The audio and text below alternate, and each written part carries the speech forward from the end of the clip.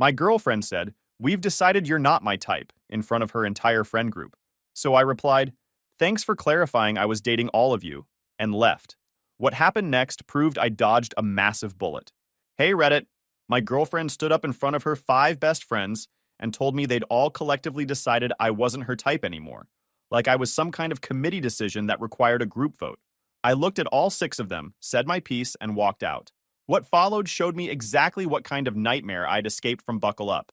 Because this story gets wild. I'm Blake, 30 years old, and I work as a digital forensics investigator here in Portland. Basically, I spend my days analyzing data breaches and cybercrime evidence for law enforcement agencies across the Pacific Northwest. It's the kind of job where you stare at computer screens for hours, following digital breadcrumbs that criminals think they've erased, piecing together evidence that puts bad guys behind bars. The work's intense but deeply satisfying. There's something about finding that one deleted email or recovered file that cracks a case wide open that just hits different. Most people think it's boring, just me in a basement with computers and energy drinks. But I genuinely love the puzzle aspect of it. Every case is like solving a mystery, where the clues are buried in terabytes of data, and you need to be part detective, part computer scientist, and part psychologist to figure out what actually happened. My typical day starts around 7 a.m. at the lab. I work with a team of 6 other investigators, but we each handle our own cases independently unless something major comes up that requires collaboration.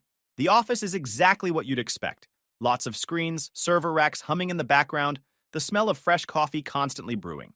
Because we all live on caffeine, I'd been at this job for about 5 years when this whole thing with Jessica went down, and I was good at what I did. Good enough that prosecutors specifically requested me for complex cases because they knew my reports would hold up in court. That kind of professional validation matters when your personal life is falling apart.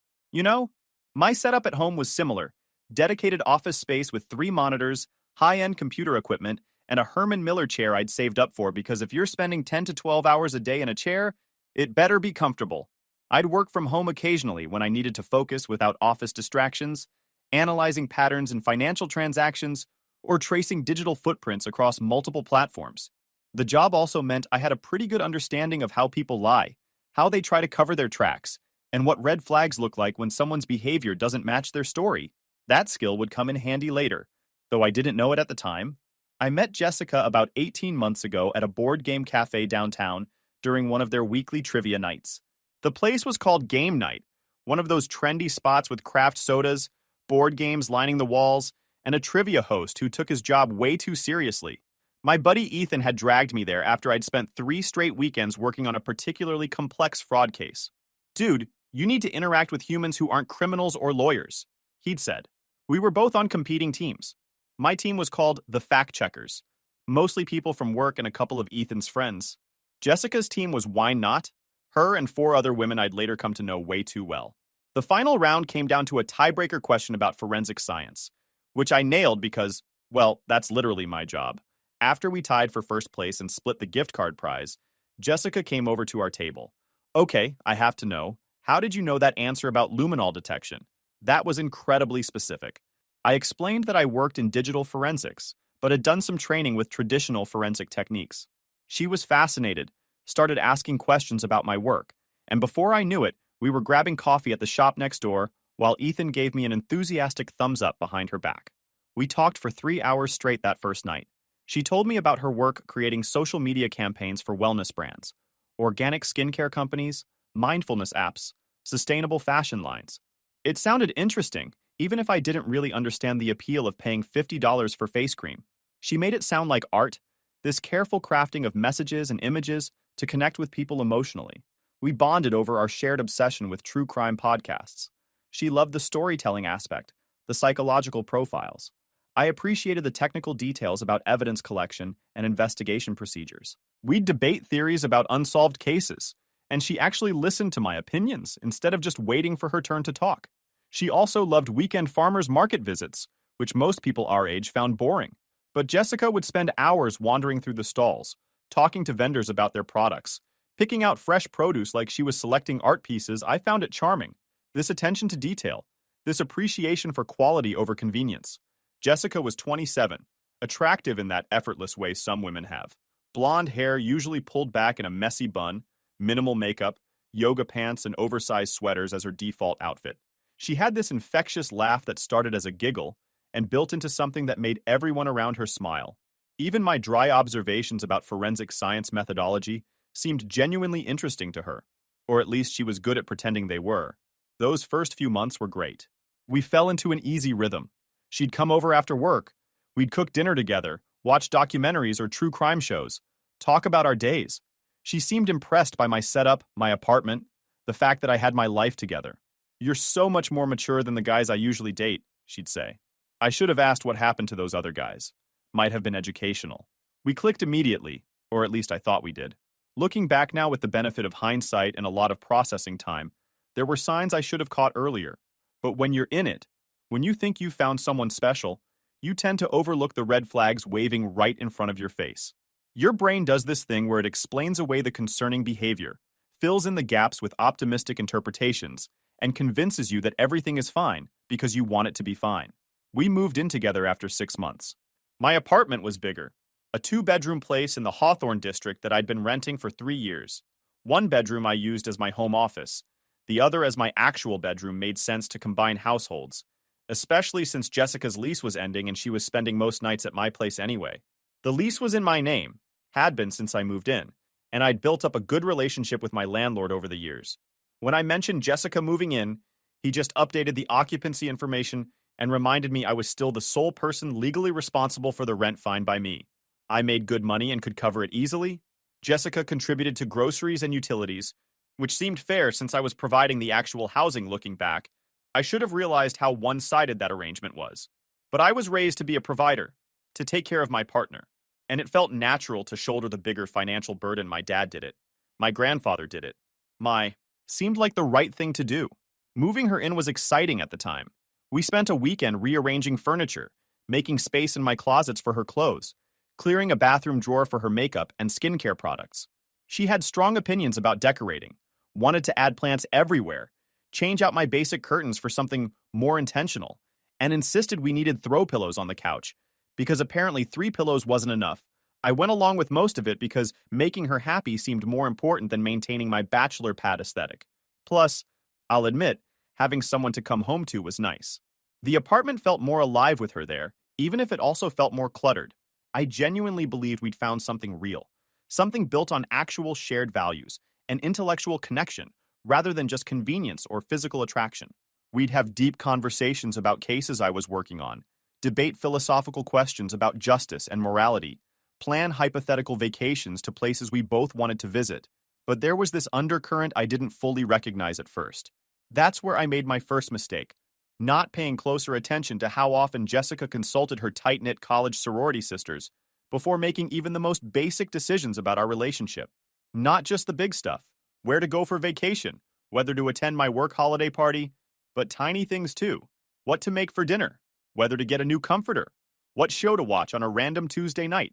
She'd pull out her phone constantly, texting her friends, getting their input, waiting for their approval before committing to anything.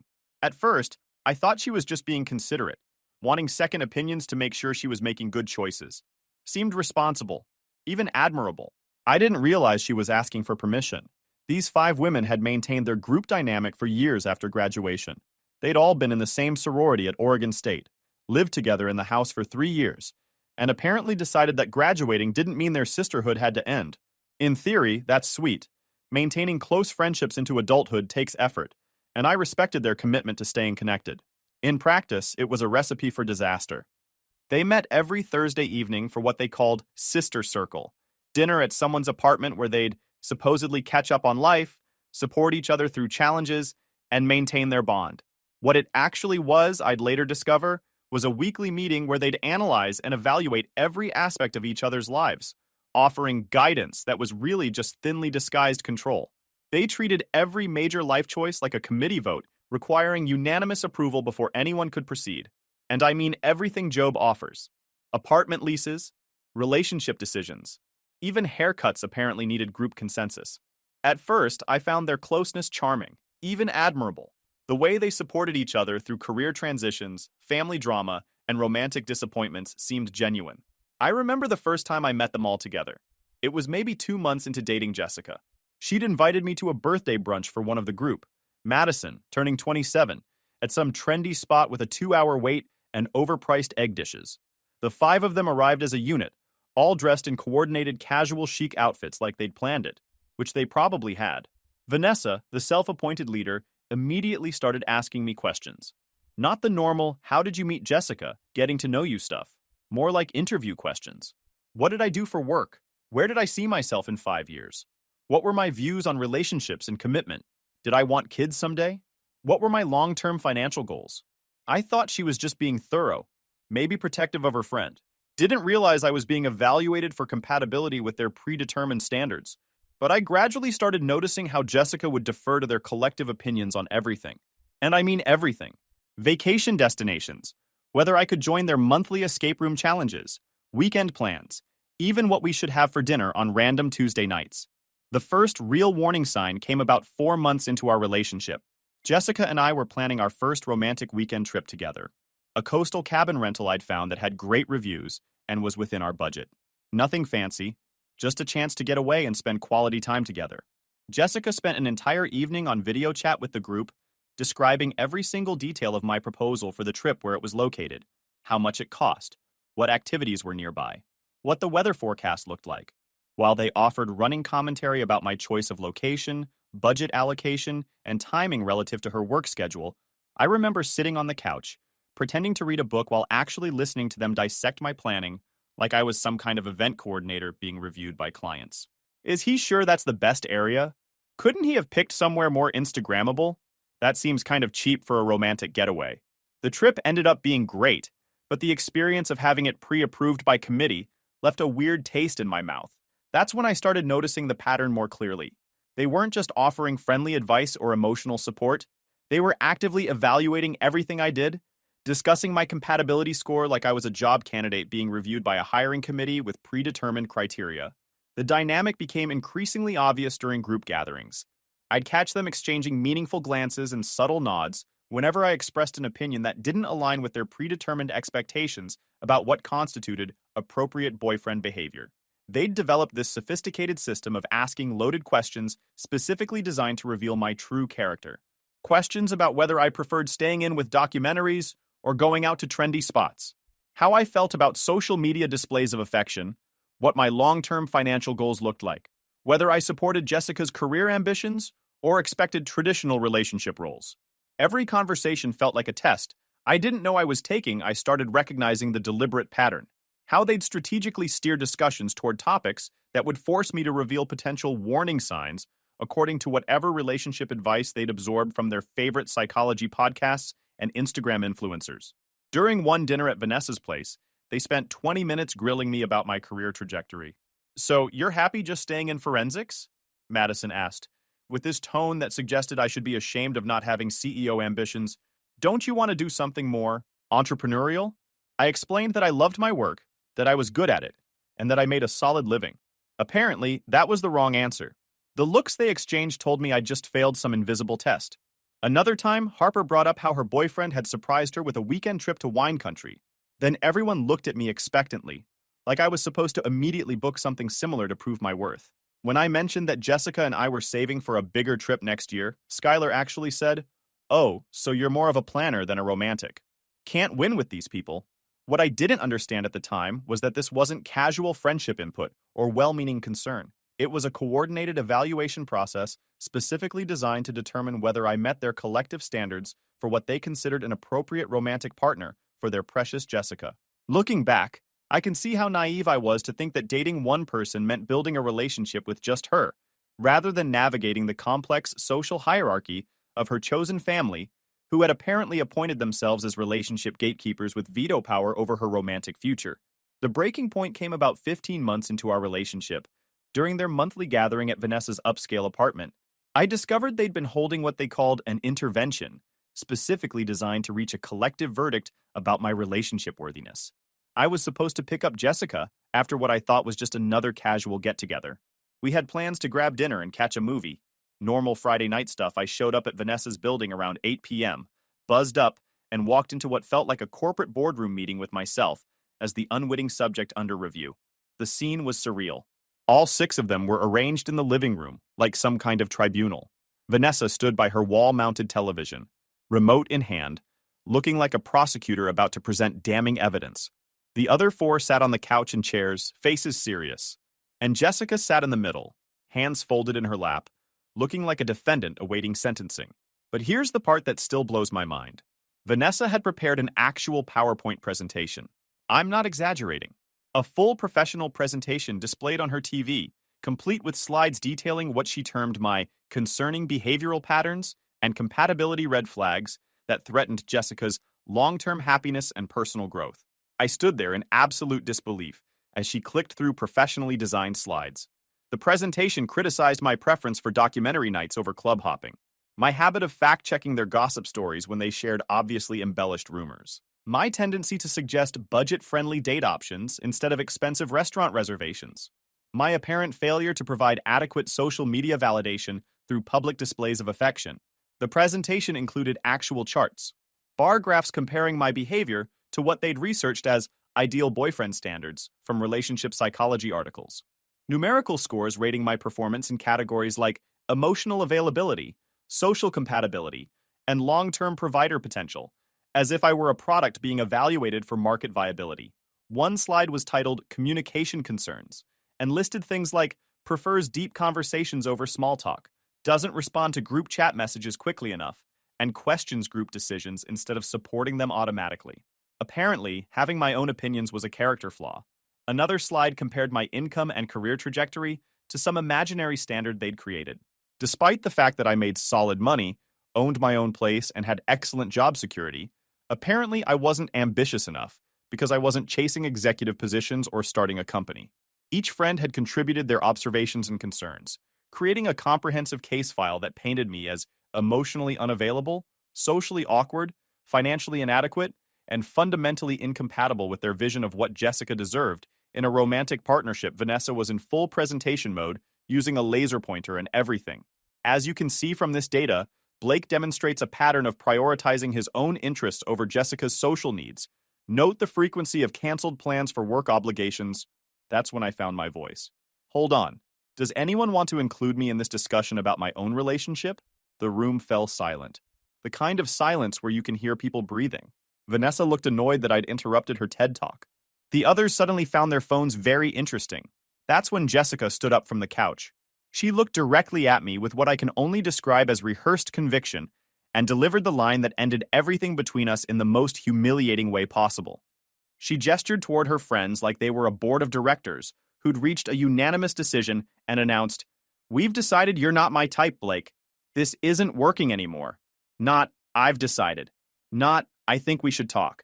But, we've decided." Like our relationship was a group project, and the committee had voted me out. I stood there for maybe 10 seconds, processing what I'd just heard. 18 months together, living in my apartment, sharing a life, and she was ending it based on a group vote with a PowerPoint presentation as evidence. The silence stretched out. They were all watching me, probably expecting me to beg or argue or get emotional, make a scene they could later dissect and add to their narrative about why I was the problem. Instead, I felt this weird calm wash over me. Like everything suddenly made sense. All those times Jessica had changed her mind about plans after talking to the group. All those loaded questions at gatherings. All those concerns she'd bring up that sounded exactly like things Vanessa would say. I looked at each of them, then back at Jessica. Thanks for clarifying I was dating all of you. Would have been nice to know that up front. Then I turned and walked out of that apartment, leaving them sitting there with their presentation still on the screen. The walk to my car felt surreal, like I was moving through a dream. I could hear raised voices from the apartment, probably arguing about how I'd reacted. But I kept walking. Got in my truck, drove home, and sat in my living room for a while, just processing. My phone started blowing up about 20 minutes later. Text after text from Jessica. "You can't just leave like that. We need to talk about this like adults. You're being childish.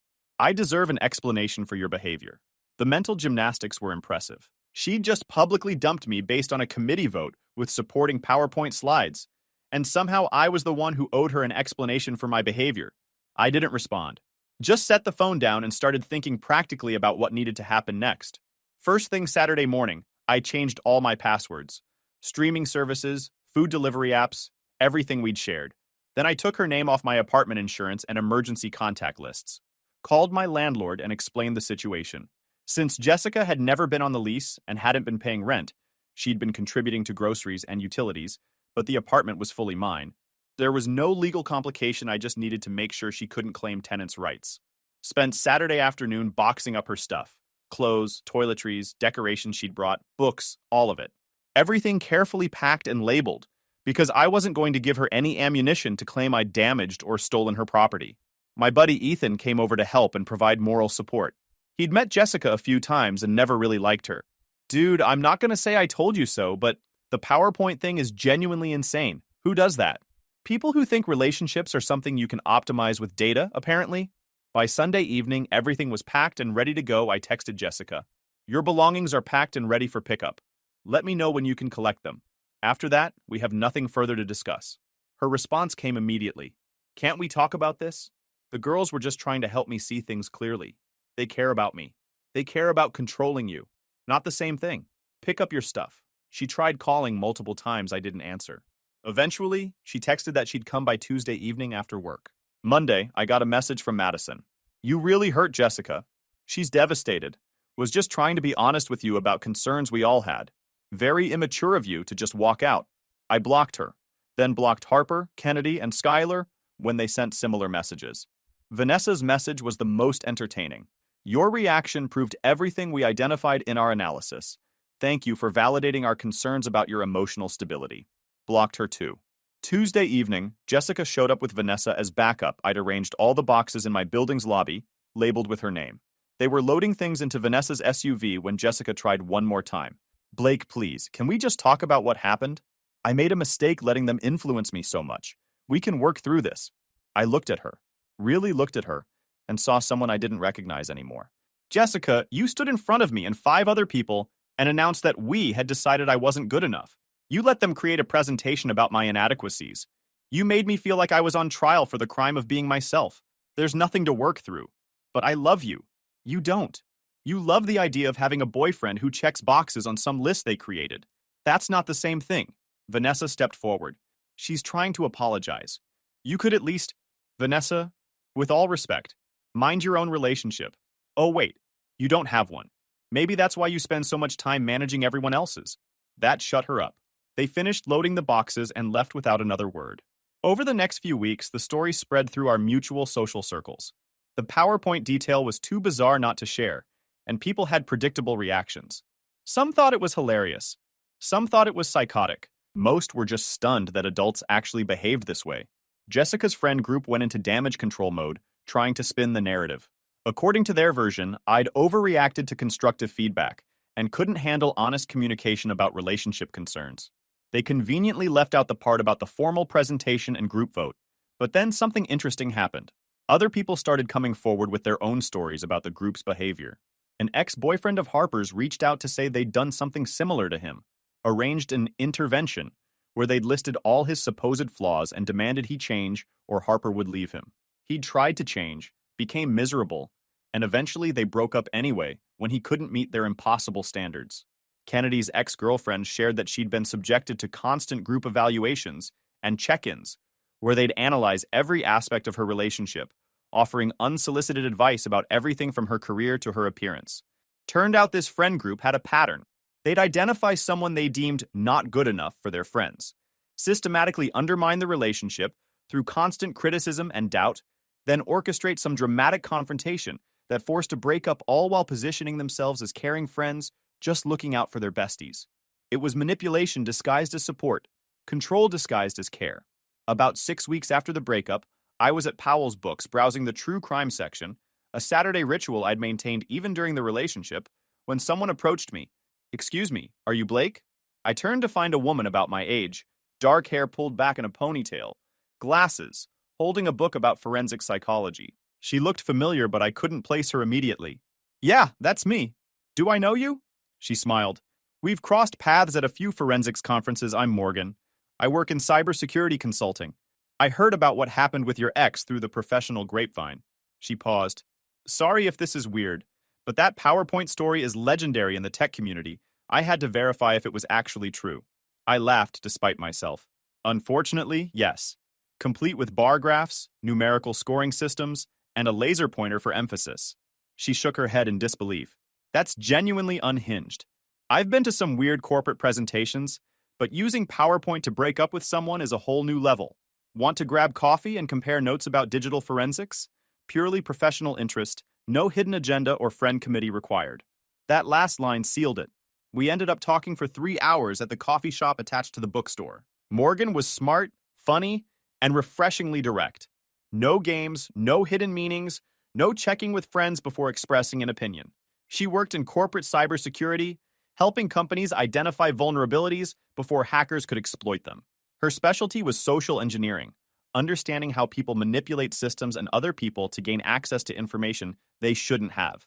Essentially, she studied human behavior to predict and prevent security breaches. We geeked out about encryption methods, social engineering tactics, and the latest developments in digital evidence collection.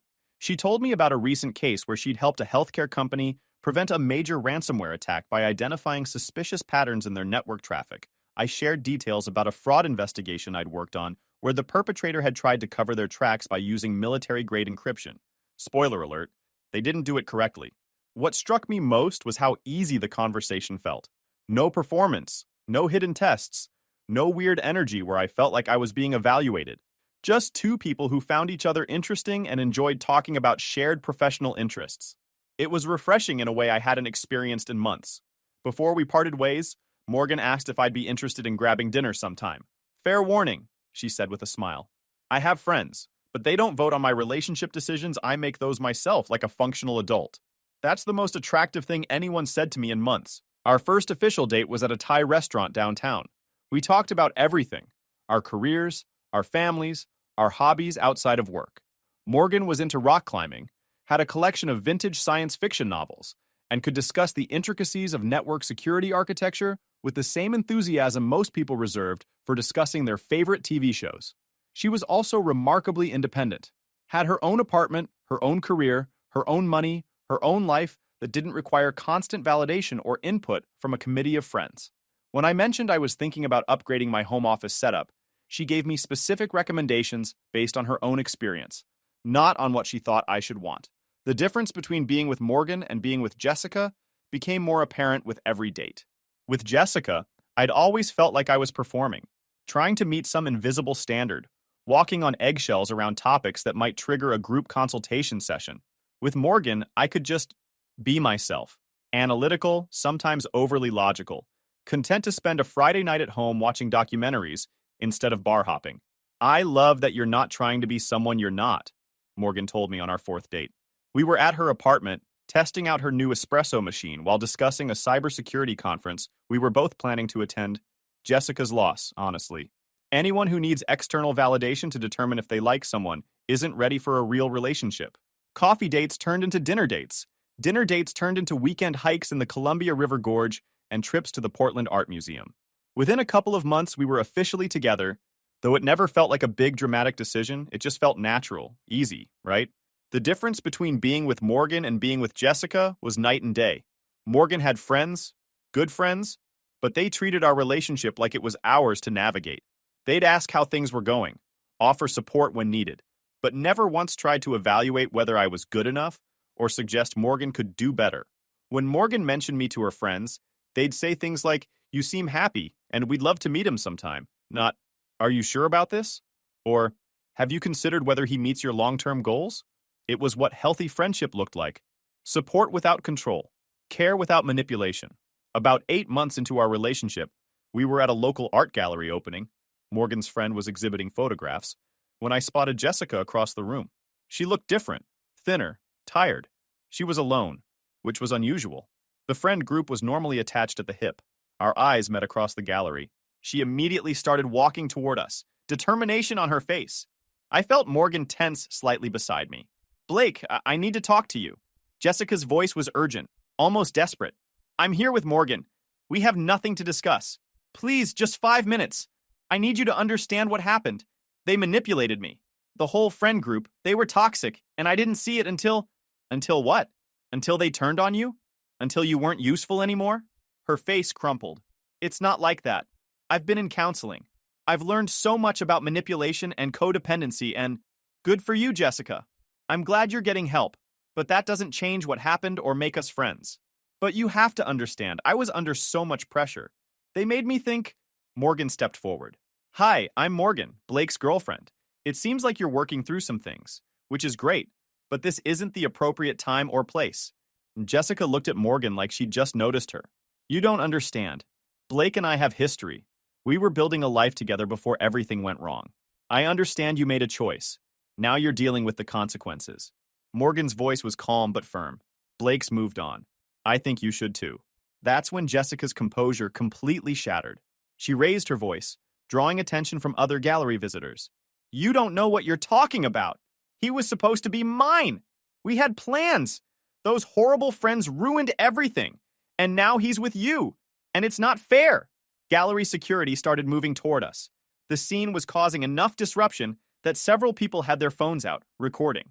I kept my voice level. Jessica, you need to leave. This behavior isn't healthy.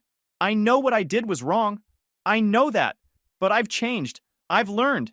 You have to give me another chance.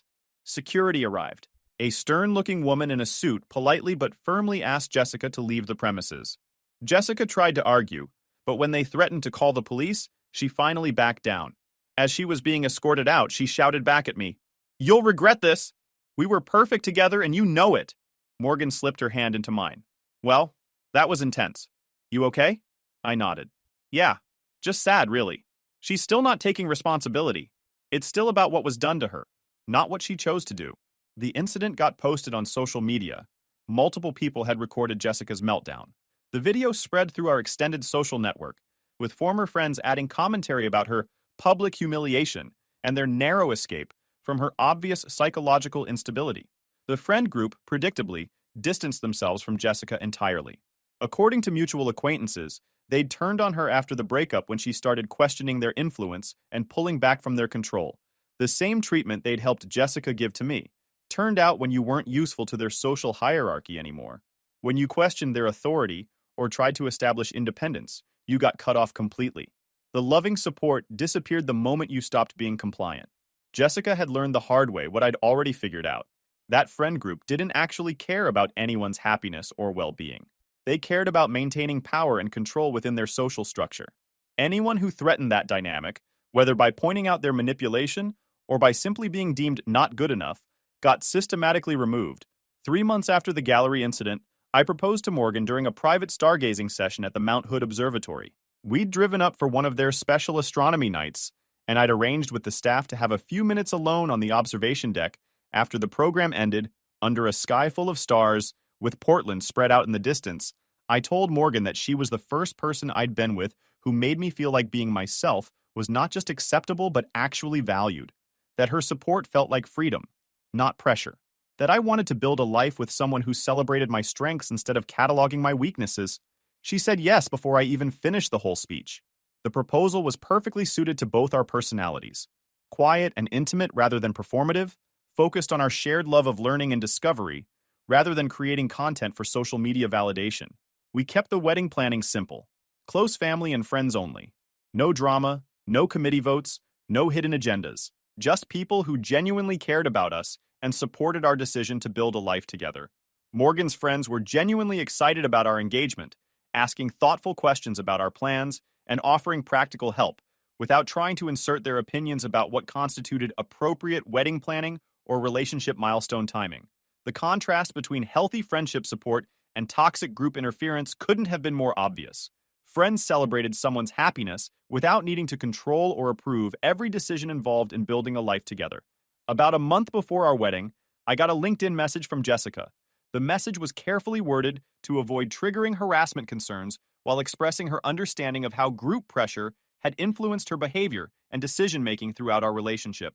She wrote about months of counseling, learning to recognize manipulation patterns, rebuilding her decision-making confidence, and developing healthy boundaries with people who disguised control as care. She acknowledged that I'd been treated unfairly and that she took full responsibility for her choices, regardless of external pressure. The message ended with a request for what she called closure, acknowledgement that she understood what had happened, and genuine wishes for my happiness. I showed the message to Morgan. She read it carefully, then looked at me. What do you want to do? Nothing.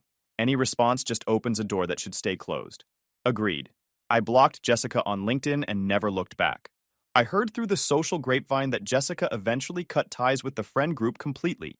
She moved to Seattle for a fresh start, found better friends who supported her without trying to control her, and from what I understand, she's doing okay. Working at a marketing firm up there, apparently dating someone new, learning to trust her own judgment instead of outsourcing her decisions to a toxic social circle. Guys, we are so close to hit 100,000 subscribers on this channel. If you are not subscribed to the channel, please consider subscribing. It really helps hit that 100,000 mark. Thanks for making this dream come true.